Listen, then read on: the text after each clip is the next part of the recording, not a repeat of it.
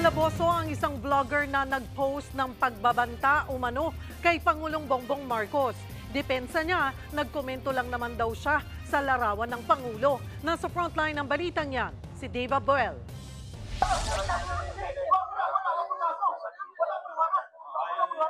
Sinubukan pang tumakas ng lalaking yan ng dakpin ng mga tauhan ng National Bureau of Investigation Cybercrime Division sa Pagadian City. Inaresto siya dahil sa pagbabanta umano sa buhay ni Pangulong Bongbong Marcos. Nag-post ang lalaking vlogger ng larawan ni PBBM at ilang opisyal nang bumisita sila sa Cebu matapos ang lindol. May caption itong headshot. May pulang araw pa sa ulo ng Pangulo.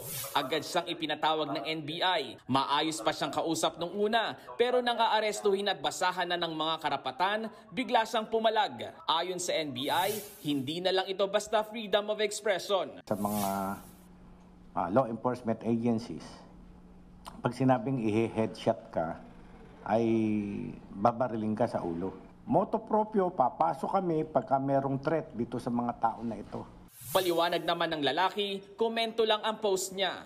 Wala raw siyang baril at walang intensyon na barilin ng Pangulo. Nirepost niya lang daw ang picture dahil natapat daw ang salitang bugo sa ulo ng Pangulo na may ibang ibig sabihin sa Tagalog.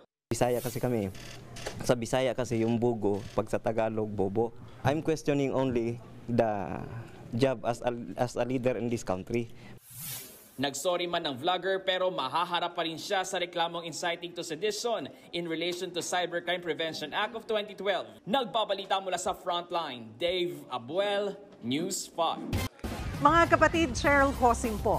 Maging maalam at may pakialam sa mga napapanahong issue at headlines.